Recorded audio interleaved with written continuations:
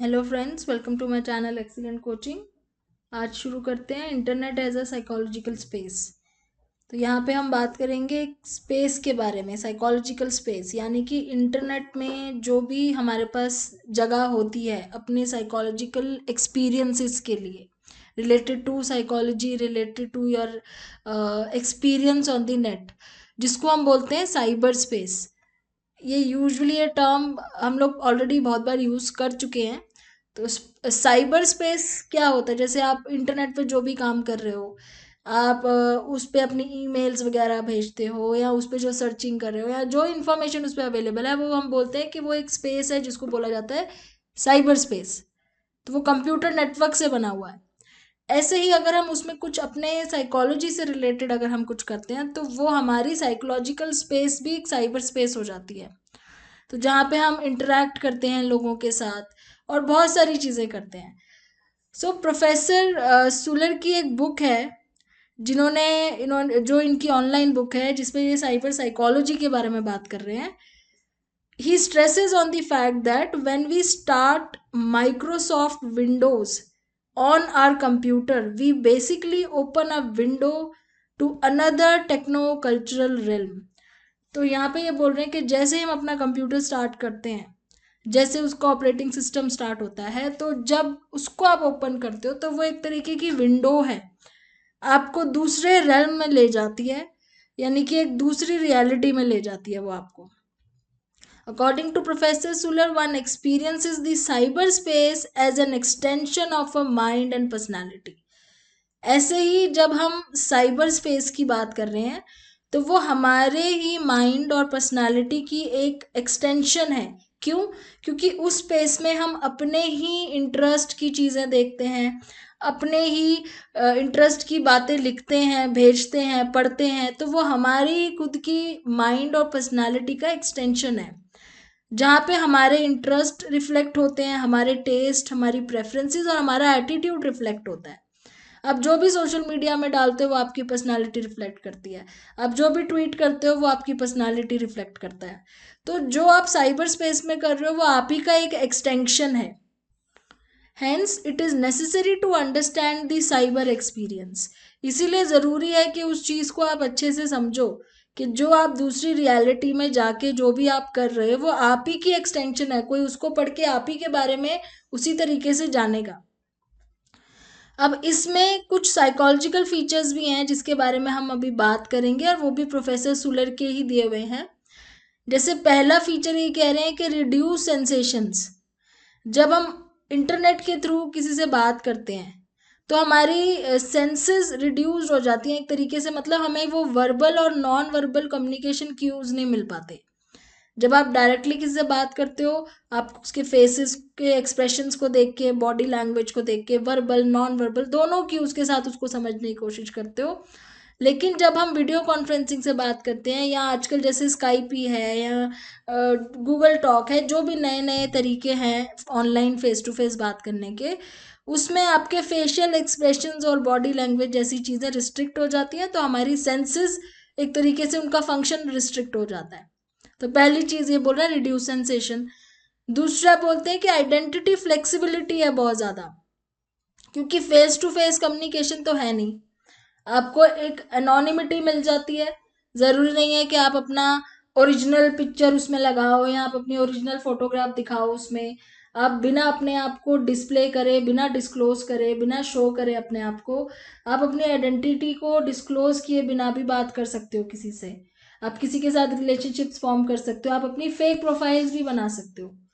तो ये सब चीज़ों से क्या हो गया है कि फेक आइडेंटिटी बनाने की फ्लेक्सिबिलिटी हो गई है, और उसी वजह से इनिबिशंस एकदम खत्म हो गई है, डिस इनिबिशन इफेक्ट हो गया है।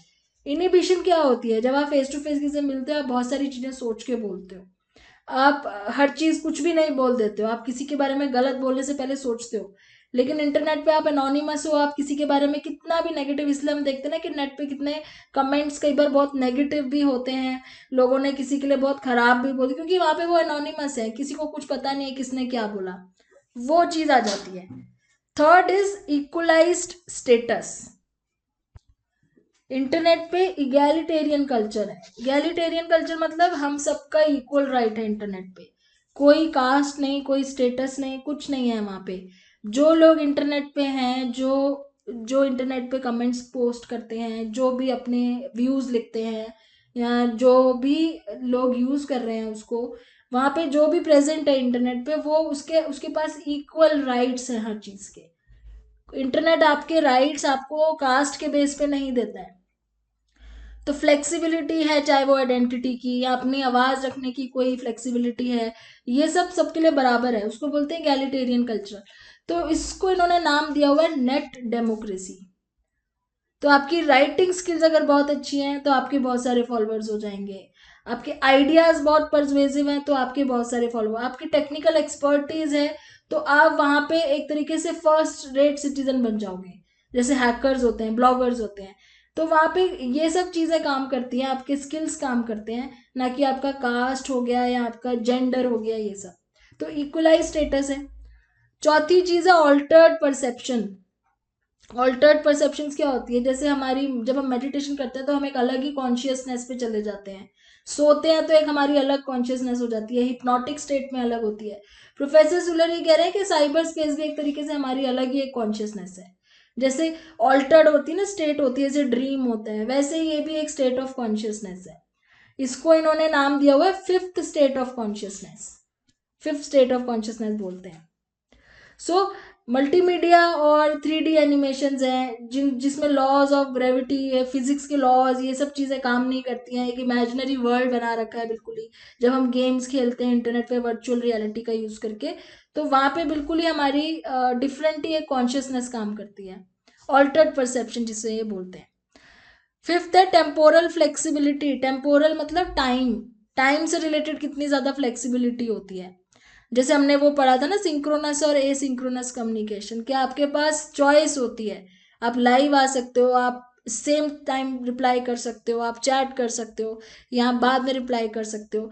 अब जैसे साइकोलॉजिस्ट को अगर बाद में रिप्लाई करने का टाइम मिल जाए तो वो बहुत आराम से उस केस के ऊपर स्टडी करके, सोच के, अपना पूरा टाइम निकाल के फिर वो रिफ्लेक्ट कर सकता है कुछ भी बोलने से पहले। तो ये फ्लेक्सिबिलिटी हो जाती है।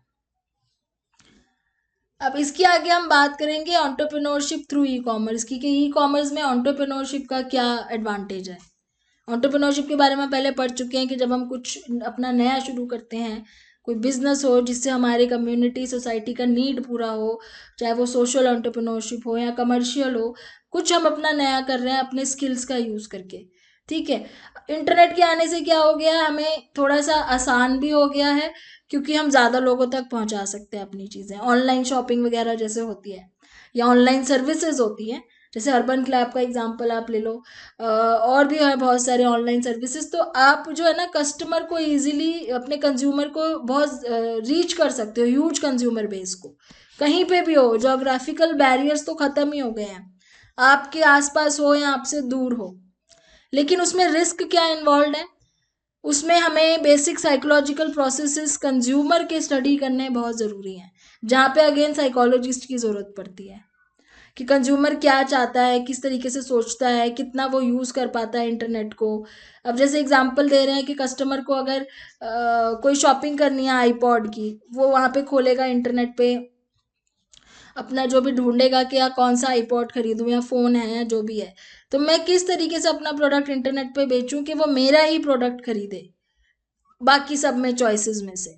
तो यहाँ पे शुरू से ही एक साइकोलॉजिकल अंडरस्टैंडिंग करनी पड़ती है कस्टमर की। The entrepreneur needs to apply psychological principles. कौन से प्रिंसिपल समझने पड़ते हैं? पहला, understanding consumer behaviour on IT. हम लोग कैसे आईटी को यूज करके अपना कंज्यूमर बिहेवियर शो करते हैं, मतलब हम लोग किस तरीके से कंज्यूम करते हैं या प्रोडक्ट परचेज करते हैं, ऑनलाइन कैसे हम शॉपिंग करते हैं, टास्क एनालिसिस कैसे होता है, स्ट्रैटेजी कैसे होगी, और वेब डिजाइनिंग कैसे होगी। ये चारों चीज़ों में हमें साइकोलॉजिकल प्रिंसिपल अप्लाई करने होते हैं। तो पहले जैसे यहाँ कंज्यूमर बिहेवियर की बात कर रहे हैं, तो कंज्यूमर तो इंटरनेट पे कोई एक टाइप के तो होते नहीं है। अगर आप डेमोग्राफिकली देखो, तो जब आप कोई जगह का कंज्यूमर टारगेट अपना कंज्यूमर रखते हो, आपको लगता है कि मुझे इस जगह पे अपना बिजनेस चलाना है, तो आप उसी एरिया के कंज्यूमर की डेमोग्राफिक स्टडी करते हो। लेकिन इंटरनेट पे आपका कोई एक पर्टिकुलर रिस्ट्रिक्टेड एरिया नहीं होता, आप कहीं से भी आपका कंज्यूमर हो सकता है। तो आप एक सिंगल स्टीरियोटाइप नहीं रख सकते कि मेरा कंज्यूमर इसी तरह का आएगा नेट पे। वहां पे बहुत सारे अलग तरह के कंज्यूमर होते हैं, सबके लाइफस्टाइल अलग है, सबका मतलब वेराइटी ऑफ कंज्यूमर है जो आपका प्रोडक्ट देख रहा है। So it is foolish for an entrepreneur to sell fertiliser to small farmer. तो ये देखना जरूरी है कि आप जो प्रोडक्ट बना रहे हो वो कौन देखेंगे, वो किन के लिए बना रहे हो आप। जैसे अगेन इन्होंने फार्मर का एग्जाम्पल दिया हुआ है कि आप फर्टिलाइजर अगर आप बेचना चाहते हो तो आप उसको इंटरनेट पे बेचोगे तो ये बहुत ज्यादा फुलिशनेस होगी। क्यों? क्योंकि आपका कंज्यूमर ऐसा है ही नहीं है जो नेट यूज करता है, जो टेक्नोलॉजी यूज करता है। यहाँ पे आपको उन लोगों को पकड़ना पड़ेगा जो आपको पता है कि नेट पे हमेशा रहते हैं और नेट का यूज करना उनको पॉजिटिव लगता है। अब यहाँ पे दो तरह की पर्सनालिटीज इंटरनेट पे कहते हैं होते हैं। एक है कि गोल ओरिएंटेड पर्सनालिटीज होती हैं, जिनका एक स्पेसिफिक गोल होता है कि वो क्यों कोई प्रोडक्ट खरीद रहे हैं। वो हर चीज के पीछे एक रीजन देखते हैं कि मुझे ये प्रोडक्ट किस लिए चाहिए। तो गोल ओरिएंटेड का जैसे यहाँ पे इन्होंने बताया हुआ है कि इंटरनल लोकस ऑफ कंट्रोल होता है, मतलब अपने आप पे कंट्रोल उनका पूरा अपने एक्शंस पे होता है। वो कन्वीनियंस ज्यादा देखते हैं रेदर देन सोशियबिलिटी। तो उनको ये ज्यादा बेटर लगता है कि वो ऑनलाइन खरीद लें अगर इंफॉर्मेशन प्रॉपर अवेलेबल है तो ही वो ऑनलाइन खरीदेंगे, अगर पूरी इंफॉर्मेशन उनको जो चाहिए उस प्रोडक्ट के साथ है तो। दूसरा टाइप की पर्सनालिटी कहते हैं एक्सपीरियंशियल पर्सनालिटी होती है, जिनको शॉपिंग का एक्सपीरियंस करना अच्छा लगता है। तो मतलब उनका कोई गोल नहीं होता, वो सिर्फ शॉपिंग फन के लिए करते हैं। उनको शॉपिंग अच्छी लगती है, उनको शॉपिंग बाहर से करना ज़्यादा बेटर लगती है रेदर देन ऑनलाइन, क्योंकि उनको फिजिकली एग्जामिन करना प्रोडक्ट ज़्यादा अच्छा लगता है। तो वो जो फिजिकली एक्सपीरियंस करने का जो शॉपिंग का एक्सपीरियंस होता है वो ज़्यादा बेटर उनको लगता है। लेकिन अगर आप एंटरप्रेन्योर हो तो आपको दूसरे वाली पर्सनालिटी को इग्नोर नहीं करना है। आपका चैलेंज यही है कि आप दूसरी पर्सनालिटी को, एक्सपीरियंशियल वाली को अट्रैक्ट करो, क्योंकि गोल ओरिएंटेड तो आपके पास अपने आप ही आ जाएगी। अगर आपका product proper genuine information provide करेगा तो गोल ओरिएंटेड पर्सनालिटी तो खुद ही आपके प्रोडक्ट को लेने के लिए अपने आप आ जाएगी। लेकिन आपका चैलेंज है कि आपने एक्सपीरियंशियल पर्सनालिटी को टारगेट करना है, जो यूजुअली फिजिकल प्रोडक्ट्स खरीदते हैं। वो आपका ऑनलाइन कैसे खरीदेंगे, ऐसा क्या चाहिए उनको? तो उनको चॉइसेस चाहिए या उनको वैरायटी चाहिए, इस तरह की चीजें आपने सोचनी है। तो एक्सपीरियंस उनका कैसे आप इंक्रीज करोगे जो उनको फिजिकली जाके आता है? तो आपको वहां पे जैसे ऑक्शंस हो गए, बार्गेन्स, बहुत सारे बार्गेन्स देने हैं। जैसे जिन लोगों की हॉबीज होती है जस्ट देख देख के खरीदते रहना, अगर आप उनको बहुत सारे बार्गेन्स दोगे तो वो फटाफट खरीदेंगे। बहुत सारे डिस्काउंट्स दोगे तो वो जल्दी से खरीदेंगे डिस्काउंट देख के। तो इस तरीके की चीजें करनी है। A skilled entrepreneur can cater to the needs of all personalities। तो एक skilled जो entrepreneur होता है ना, वो इस तरह की सारी personalities के needs को cater करता है। एक एग्जाम्पल इन्होंने reddit.com एक साइट का दिया हुआ है कि वहां पे एक तो इन्फॉर्मेशन तो प्रॉपर होती है हर प्रोडक्ट की, तो यानी कि वो गोल ओरिएंटेड पर्सनालिटीज के लिए तो है ही, लेकिन साथ ही साथ वहां पे वेराइटी इतनी ज्यादा होती है और bargaining offers, discount, auction facilities इतनी होती है कि वो एक्सपीरियंशियल पर्सनालिटी को भी बहुत अट्रैक्ट करते हैं। तो ये चीज हो गई। नेक्स्ट आता है प्रिंसिपल टास्क एनालिसिस। तो टास्क एनालिसिस में क्या होता है, जैसे अगर सपोज आपने कोई बुक बेचनी है इंडियन रीडर्स को, तो आपको पहले ये प्रॉब्लम आएगी कि यहाँ पे जो रीडर्स हैं इंडिया में वो किस तरह की बुक्स पढ़ना पसंद करते हैं। तो यहाँ पे आपको एक कंसल्टेंट की जरूरत पड़ेगी। You will hire a psychologist as consultant. वो टास्क एनालिसिस करेगा, वो यूजर का background, knowledge base, expectancies, values, test, ये सब चीजों की नॉलेज प्रोवाइड करेगा। Secondly, what kind of interaction has every user desire with website. मतलब जो भी कंज्यूमर्स हैं वो किस तरीके से हर वेबसाइट पे इंटरेक्ट करते हैं। क्या वो रिव्यूज पढ़ते हैं कुछ खरीदने से पहले? क्या वो कमेंट्स पढ़ते हैं कुछ देखने से पहले? क्या वो डिस्कस करते हैं बुक के बारे में? तो वो किस तरह की इंटरेक्शन करते हैं। The psychologist guides the web designer in making website. तो साइकोलॉजिस्ट जो है वो वेब डिजाइनर्स को हेल्प कर सकते हैं कंज्यूमर की माइंड सेट को स्टडी करके। थर्डली, टास्क एनालिसिस में क्या हो सकता है, targeting online consumer is also a challenge. To do this one must know about the consumer and where she can be found on the web. तो Forrester's technographic segments consumer into 10 segment. 10 segment में इनको divide किया हुआ है। Attitudes towards technology किस type का है, income कितनी है, मोटिवेशन कितनी है, ठीक है। तो जैसे अभी हमने ऊपर पढ़ा ना कि दो टाइप के कस्टमर्स होते हैं जो सीधा एक अपने काम की चीज ढूंढते हैं, चाहे वो ऑनलाइन ही लेनी पड़े। दूसरा होते हैं जिनको फिजिकली अच्छा लगता है। वैसे ही फॉरेस्टर्स टेक्नोग्राफिक्स ने सेगमेंटेशन करी हुई है कस्टमर्स की 10 ग्रुप्स में। और वो किस बेस पे करी है कि उनका टेक्नोलॉजी की तरफ एटीट्यूड पॉजिटिव है या नेगेटिव है, इनकम ग्रुप में कौन से आते हैं, मोटिवेशन कितनी है टेक्नोलॉजी यूज करने की। कुछ लोग होते हैं जो टेक्नोलॉजी यूज करना ही नहीं पसंद करते, तो वो ऑनलाइन शॉपिंग ही नहीं करेंगे। तो जैसे कोई स्पेसिफिक कॉमर्स ई कॉमर्स का बिजनेस है, जैसे रॉक म्यूजिक वीडियोस है, उसके लिए वो स्पेसिफिक कस्टमर्स ही ढूंढने पड़ेंगे जिनको रॉक म्यूजिक पसंद है, प्लस वो लोग टेक्नोलॉजी यूज करने के लिए भी मोटिवेटेड होते हैं, उनका इनकम लेवल भी उस ग्रुप में आता है। तो इस तरीके से कस्टमर ढूंढना पड़ता है, टारगेट कस्टमर ऑनलाइन का भी। तीसरी आ जाते हैं principle strategy. Any e commerce business strategies on 3 primary factor. ये 3 प्राइमरी फैक्टर हैं जिसके बेस पे ई कॉमर्स बिजनेस जो है वो स्ट्रैटेजीज बनाते हैं। पहला है रीच, कि आप कितने कस्टमर्स को रीच करना चाहते हो, कितने प्रोडक्ट्स आप प्रोवाइड करोगे उनको। E commerce has an edge over traditional commerce. क्यों? क्योंकि ई कॉमर्स तो कहीं भी जा सकता है, लार्जर रीच है इसकी, तो कस्टमर वहां पे आने चाहिए। सबसे बड़ी बात यह है। लॉयल्टी कैसे बिल्ड करोगे? फिर एफिलिएशन है। Strategies to develop loyalty must be developed. Loyalty मतलब आप ही के साथ लॉयल होना चाहिए, आप ही की वेबसाइट पे आके सामान खरीदे हमेशा customer. And then richness. Richness means आप किस तरह की इंफॉर्मेशन और किस तरह की सर्विसेज आप उसको प्रोवाइड कर रहे हो। आपकी इंफॉर्मेशन, आपके प्रोडक्ट्स में रिचनेस होनी चाहिए, क्वालिटी होनी चाहिए। सम recent researches have revealed that traditional concept in consumer psychology can't be suitably applied in strategizing reach, affiliation and richness over the internet. The internet is a novel psychological space. Novel psychological space मतलब एक नया space है, and its orientations are different. Unfortunately, not much has been done regarding. तो अभी ये नया है क्योंकि इंटरनेट पे, तो इसलिए अभी इसके ऊपर ज़्यादा काम नहीं हुआ है, लेकिन चल रहा है। मतलब रिसर्चेज हो रही हैं किसी ना किसी तरीके से, हो सकता है और हो भी चुकी हों बहुत। देन फोर्थ प्रिंसिपल जो होता है इसमें वेब डिजाइनिंग में हमें अप्लाई करना होता है। As an entrepreneur web designing का भी ध्यान रखना बहुत जरूरी है, क्योंकि एक वेबसाइट ही है जो आपको रिप्रेजेंट कर रही है, आपके प्रोडक्ट को वेबसाइट रिप्रेजेंट कर रही है, आपकी कंपनी को एक वेबसाइट रिप्रेजेंट कर रही है। उसी को देख के कोई कस्टमर आपके पास आएगा। तो ये बहुत ज़रूरी हो जाता है। किस तरीके से आप डिज़ाइन करोगे, आप खुद करोगे कि एक सॉफ्टवेयर इंजीनियर हायर करोगे कि एक ह्यूमन फैक्टर इंजीनियर, ये एक क्वेश्चन है यहाँ पे, जो लोग इसका डिफरेंस समझना बहुत ज़रूरी है। सॉफ्टवेयर इंजीनियर क्या है, किस चीज़ में एक्सपर्ट होता है? जो आपको वेबसाइट बनाने के लिए जो लैंग्वेजेस, वेब लैंग्वेजेस होती हैं, जैसे HTML हो गया, XML, जावास्क्रिप्ट, ये सब, तो वो वेबसाइट को बहुत ही अच्छे तरीके से बना सकता है, लेकिन वो यूजर्स की साइकोलॉजी नहीं जानता है। तो यूजर्स की साइकोलॉजी जानना बहुत जरूरी है। वो अपने पसंद से बेस्ट वेबसाइट बना देगा सॉफ्टवेयर इंजीनियर, बट अपने पसंद से ज्यादा उसको देखना है यहाँ पे कि दूसरों को क्या पसंद है। Not only has the population of users in the internet has expanded, but the variety of users is also.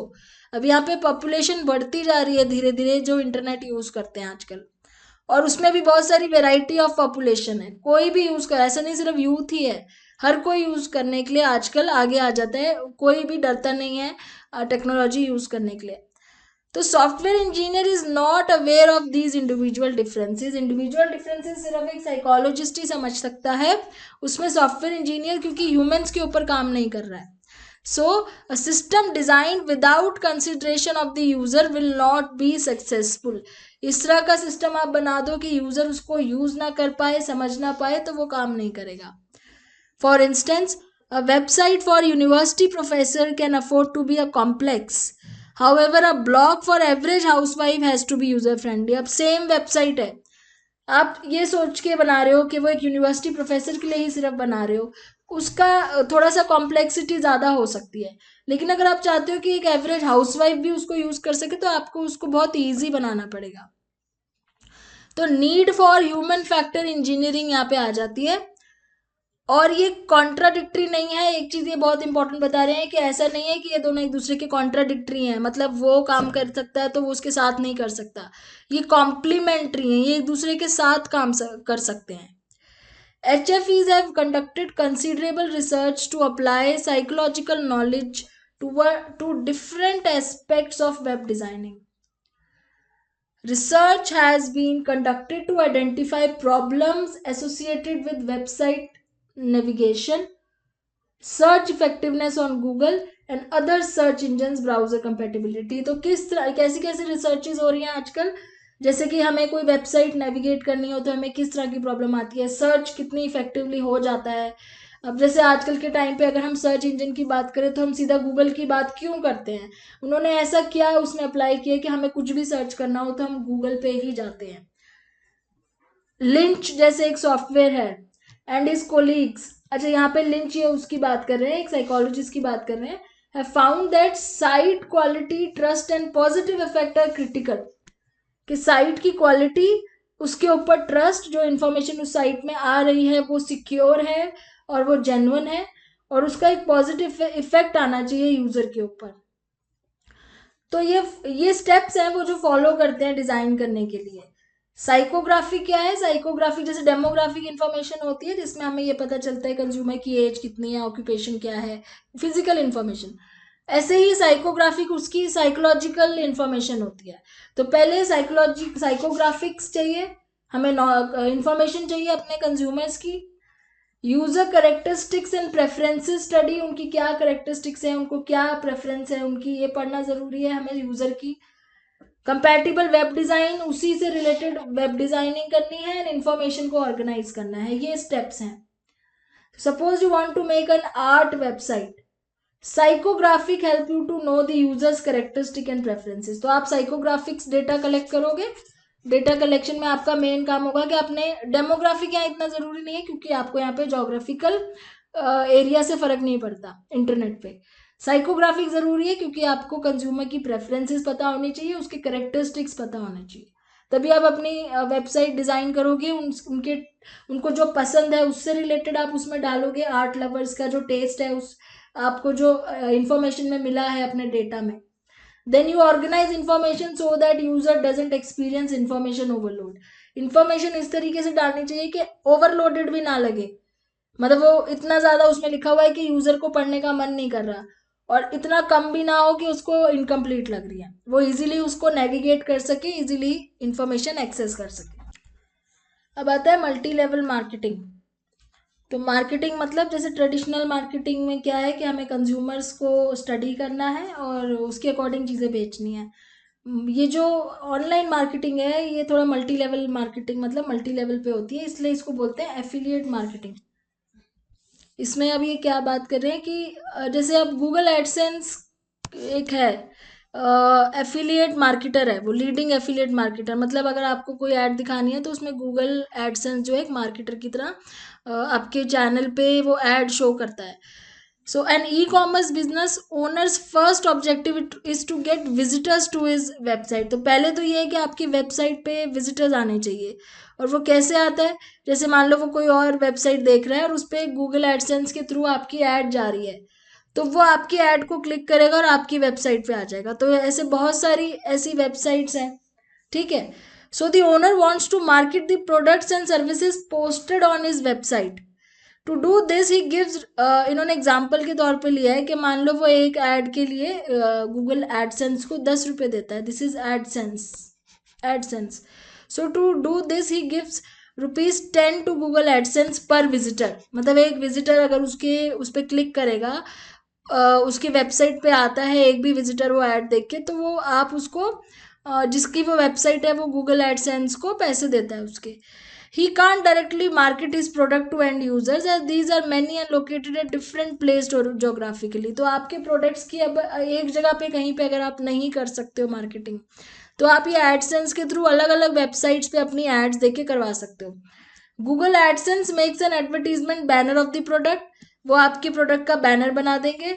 Then दूसरे जो वेबसाइट पब्लिशर्स हैं they will ask other website publishers to host these ads on their site. वो आपके banner को दूसरे लोगों की website पे एज अ बैनर वो वहाँ पे ऐड की तरह दिखाएगा। जैसे आपको गूगल पे बहुत सारी कोई भी वेबसाइट हो उस पर आपको एड्स जो नज़र आती हैं, तो हो सकता है उसमें से काफ़ी सारी गूगल एडसेंस के थ्रू ही हो।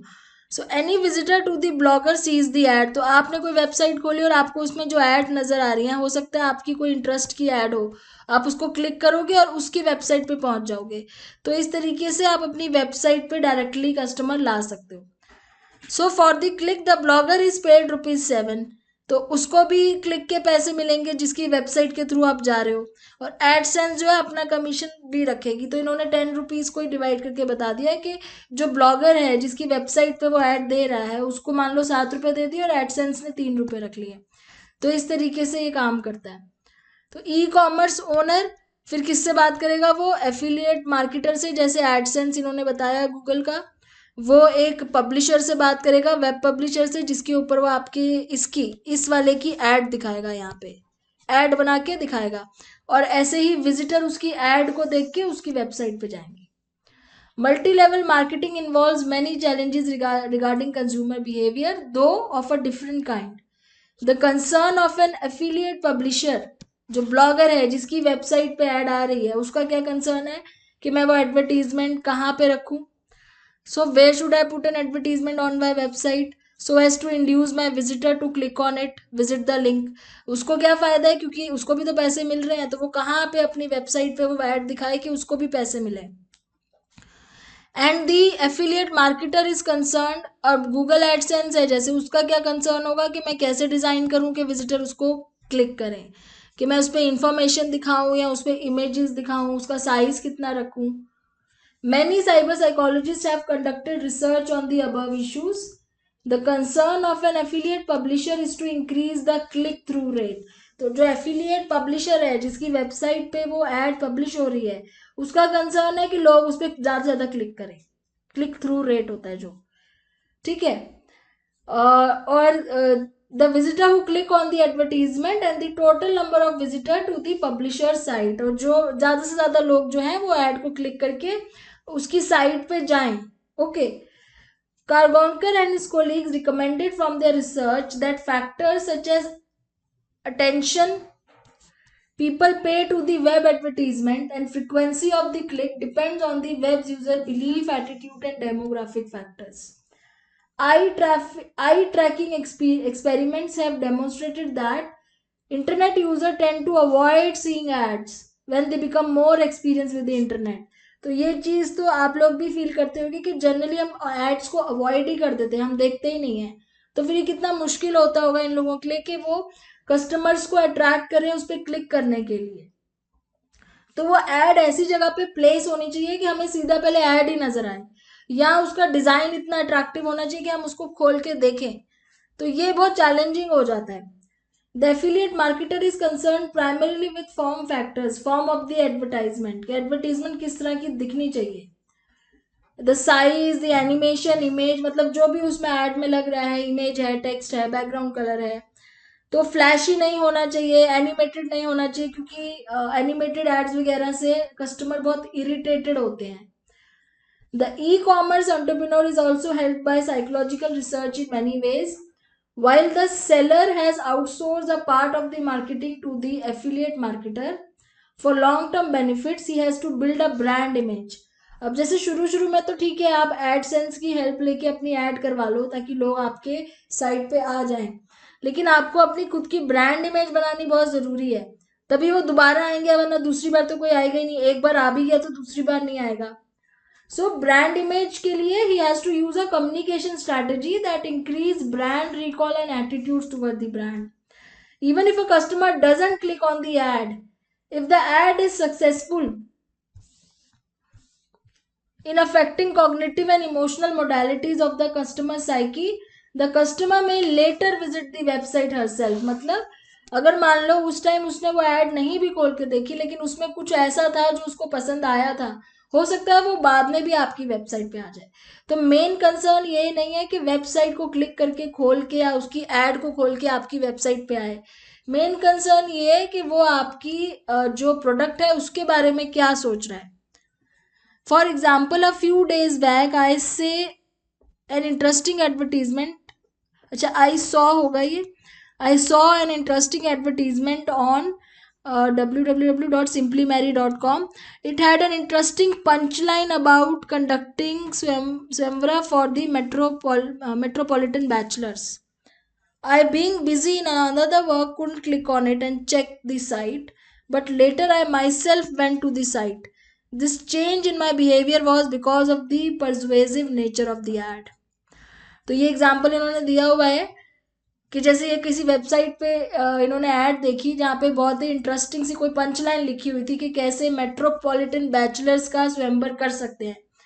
अब ये इंटरेस्टिंग थी बहुत, लेकिन जैसे ऑथर कह रहे हैं कि उनके पास टाइम नहीं था इसलिए उन्होंने उस टाइम तो उसको नहीं खोला, लेकिन बाद में उस एड की इतनी ज़्यादा परसुएसिव नेचर थी कि बाद में इन्होंने उस वेबसाइट को खोल के चेक किया, क्योंकि उसने इनकी कॉग्निशन और इमोशन दोनों को ही हिट किया था.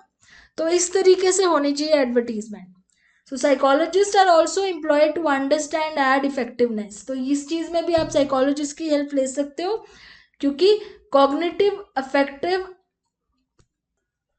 एंड बिहेवियरल कंपोनेंट जो हमने एटीट्यूड के पढ़े हुए हैं उसके बारे में साइकोलॉजिस्ट ही बता सकता है. तो उसकी हेल्प से हम एड डिजाइनिंग का भी मतलब उसकी हेल्प से हम कर सकते हैं. तो अब इसके बाद नेक्स्ट वीडियो में हम पढ़ेंगे डिस्टेंस लर्निंग के बारे में कि मास मीडिया के थ्रू डिस्टेंस लर्निंग में क्या क्या चेंजेस आए हैं. Thanks for watching.